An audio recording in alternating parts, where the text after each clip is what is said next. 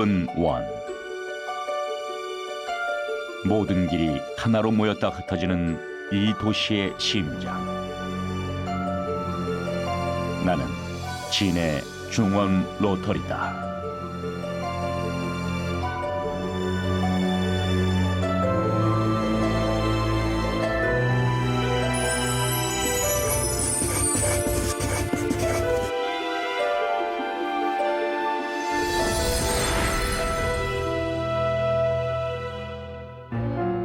진해는 100년 전 모습을 크게 잃지 않아 근대 문화유산이 잘 보존되어 있는 도시 중 하나입니다.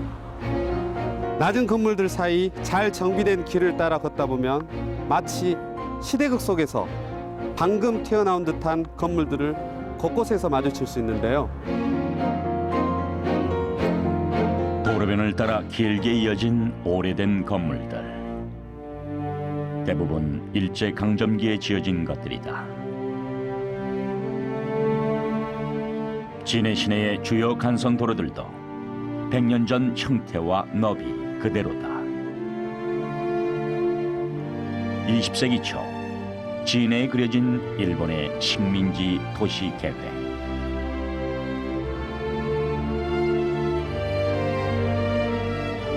그 시작이자 중심은 바로 진해 중원 로타리입니다. 진해의 100년은 나에게서 시작한다. 이 도시가 만들어지게 된 배경은 바로 옆에 있는 그 해군 본부 때문이었습니다. 이 해군에는 해군의 군속들도 있고 장교들도 있고 사병들도 있고 따라서 그와 관련된 민간인들도 많이 이제 일본에서 건너오게 되는데 그 사람들을 거주시키기 위한 그런 도시였는데 진해 신도시의 특징은 아무래도 그 세 개의 로타리입니다. 예. 그 중앙부에 있는 중원 로타리, 그리고 진해 해군 부대에서 나오면 바로 있는 북쪽입니다. 그래 지금 우리가 북원 로타리라 부르죠. 그리고 남쪽으로 제덕만 있는 쪽으로 나오면 조금 규모는 적지만 그 남원 로타리가 있습니다. 상당히 선진적인 도시 계획 기법이 진해에 도입된 사례다 이렇게 볼 수 있습니다. 세월과 함께 사람들의 움직임이 쌓여 만들어진 다른 도시와 달리 진해는 자로잰 듯한 반듯한 도로망을 갖고 태어났다. 예를 들면 마산 같은 경우는 이 지금 군마산이라고 부르는 옛 마산포가 지금 남성동 일대에 있었는데 저쪽에 그 신마산 쪽에 별도의 도시를 만들어 가지고 식민지 시대 내내 쭉 같이 이어지는 그런 과정을 겪었고, 또 어떤 도시는 기존의 그 한국인 도시가 있는데 그 중간에 들어오는 이런 형태도 있었는데, 진해 같은 경우는 별도로 허허벌판의 신도시를 개척한 것이죠. 물론 뭐 허허벌판만은 아니었습니다. 조그마한 마을들이 있었지만 들판을 완전히 이제 신도시로 만든 인공도시였죠. 마치 창원 신도시처럼. 진해의 도심. 논밭이던 들판에 나를 중심으로 8개의 직선 도로가 났다. 중원, 남원, 북원. 3개의 광장 주위로 관공서와 상업 건물들이 줄지어 들어섰다. 진해 건설 초기인 1910년 진해에 거주하는 일본인은 35명에 불과했지만 2년 후 5,600여 명을 넘어섰다. 진해 인구 10명 중 8은 일본인인 셈이다. 1910년부터 군항 건설 공사가 이제 본격화되는데, 그래서 일본인 그 기술자를 포함해서 많은 사람들이 진해로 이주해 옵니다. 그러니까는 이 본국에 있는 가족들하고 소식 주고받기 위해서 우편 업무라든가 정보 업무 같은 게 필요해서 조그만 규모의 우체국이 처음에 만들어지죠. 그런데 그런 정보라든가 우편 업무 이외에 사실은 여기 와 있는 일본인 기술자들 그 봉급받은 거를 본국으로 보내야 되잖아요. 그러려면 우편환 같은 것도 있어야 되는데, 우편환이라고 하는 게 전신환이라고도 하죠. 우체국에 이제 돈을 갖다 주면은 거기서 증서의 형태로 만들어서 교부를 하고 그거를 보내면 거기서 그걸 다시 현금으로 바꿔 쓸 수 있는, 그러기 위해서는 규모가 큰 우체국이 필요했고, 그래서 1912년에 진해 우체국이 그 규모를 확장해서 문을 열게 되는 거죠. 한 세기를 늘 같은 모습으로 나와 함께 지내온 이 친구. 달라진 건 지붕뿐이다. 원래 지붕은 동으로 돼 있었고 그 위에 화려한 난간 장식이 있었다. 그런데 2차 세계대전 당시 자전안에 시달렸던 일본군이 모조리 떼어갔다. 이후 문화재로 인정받으며 다시 동판 지붕을 되찾았고 노익장을 과시하며 2000년까지 진해 우체국 청사로 쓰였다.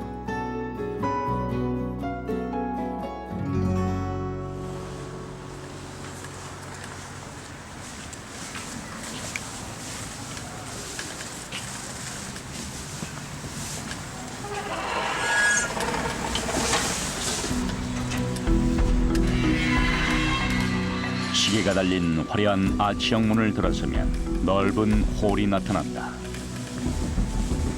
당시로서 꽤나 규모가 컸던 이곳은 고향의 소식을 전하고 우편함으로 봉급을 붙이려는 일본인들로 늘 북적거렸다.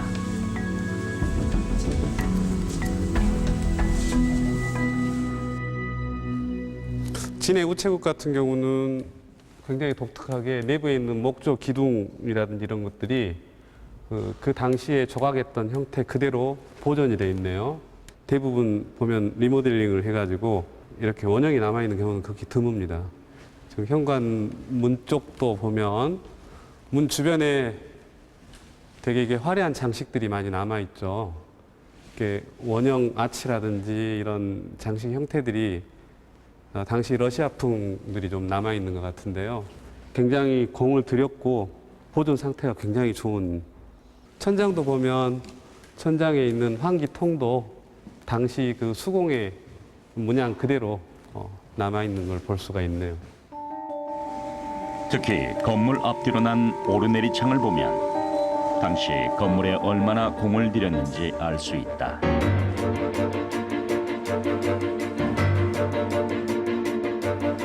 아무 전자장치가 없는데도 사람이 들어올리면 그대로 멈춰 있다. 창틀에 숨어있는 아날로그 도르래 덕분이다.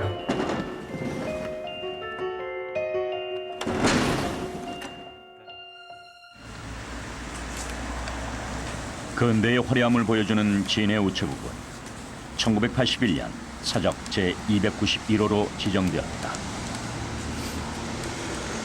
진해 도심 속 건물 중 100년 전 모습을 가장 잘 갖추고 있어 진해의 랜드마크가 되었다.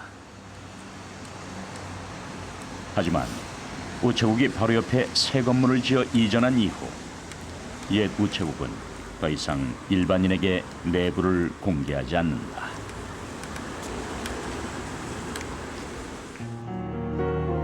나는 박제된 역사로 남은 여러 문화재들을 지켜보았다. 사람의 손길을 잊은 건물은 지난 100년보다 최근 들어 훨씬 더 빨리 쇠락해 간다.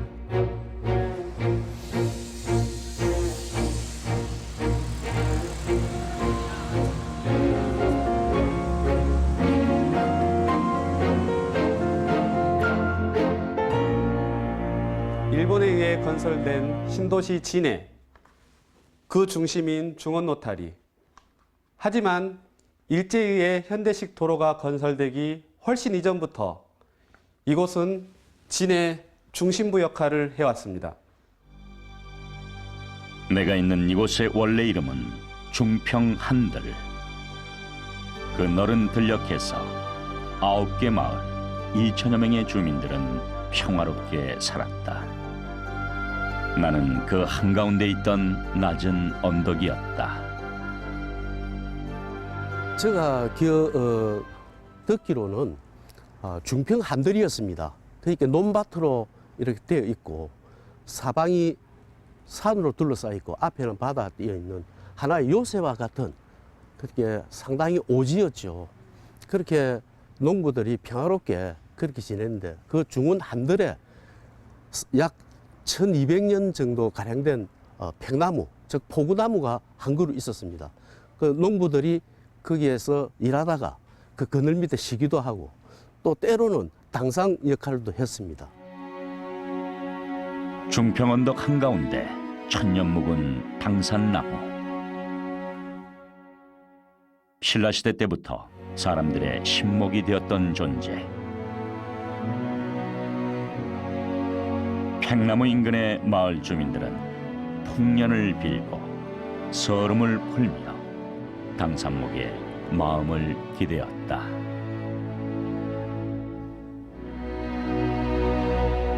땅과 바다에 기대어 평화롭게 살던 이 땅에 어느 날 낯선 이들이 나타났습니다. 화류선을 타고 다리에 흰 각반을 찬 일본인들이었죠. 생전 처음 보는 기계를 들고 나무 논밭에 들어가 마음대로 말뚝을 밟기 시작하는데요. 바로 도마니계로 들어온 일본 측량사들이었습니다.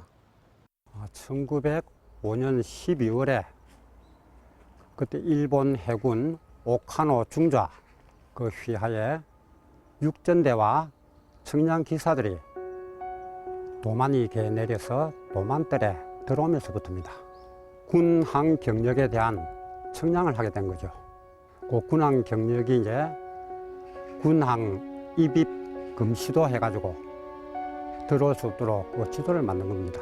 근데 금시도에 그 이제 지역 내에서 측량을 하고 측량이 끝난 곳에는 입입 금지라는 표석을 세워서 조선인들의 출입을 통제하게 된 겁니다. 진해의 논밭에 들이닥친 일본인들은 주인의 허락 없이 측량을 시작했다. 조상 대대로 이어온 삶의 근원. 조선인들에게 그 땅은 자로 가치를 매길 수 있는 것이 아니었다. 처음에는 무엇을 하는가 지켜보고 있다가 누군가 나서야 되잖아요. 그 당시에 아주 건장했던 청년이었던 우찬옥이 중심이 되어서 그 일본 측량 기사들을 밖으로 쫓아내기 시작하는데 그때 마을 사람들이 합세를 해서 모두 쫓아낼 수 있게 되었습니다. 하지만 그것은 짧은 승리였다. 이듬해 진해만 군항지 조사위원이라는 이름으로 서울에서 조선인 관료들이 내려왔다. 이들은 주민들 몰래 진해만 일대의 땅을 일본 해군에게 넘겨주는 절차를 마무리했다. 합법이라는 방패를 두른 채 두 번째 강제 측량이 이루어진 것이다. 근데 이번에는 지난번에 당한 것이 있었기 때문에 이 육전들을 중심으로 해서 완전히 그 경계 지역을 포위를 해가지고 방어 태세를 차는 거죠. 그래서 일체 못 들어가게 만들었는데 그 틈을 보다가 우찬옥이라는 청년이 감지선을 뚫고 들어갑니다. 그래서 자기 땅에 측량을 하던 기사를 밀어내다가 그 부분이 일본 헌병들에게 발각이 됩니다. 그래서 일본 헌병들에게 끌려가서 혹독한 고문을 당하게 됩니다. 그 이후에는 이제 도만뜰에 살다 보니까 경화동으로 강제 이주를 당하게 되는데 평생 부실한 몸으로 힘들게 살다가 돌아가시게 됩니다. 조선 백성의 저항에도 불구하고 진해는 완전히 일본인 손아귀에 떨어졌습니다. 말도 안 되게 낮은 보상금을 주민들이 받지 않으려 하자 총으로 위협하여 강제 계약을 강행합니다. 곳곳에 출입을 막는 표석이 세워지고 일본군의 삼엄한 경계 속에 주민들의 땅은 갈아엎어졌습니다. 조선인들을 몰아낸 조선 땅에 소일본을 건설하기 시작한 것이죠. 땅 주인이 없다. 그래서 땅을 몰수를 당하고 살던 곳에서 쫓겨나게 되니까 황당하죠. 그 당시 문수균이라는 분이 등장하면서 땅값 제값을 내놔라. 그 당시에 뭐 25밖에 안 되니까. 대마동, 다 그 숲이었답니다. 도로가 아주 좁았기 때문에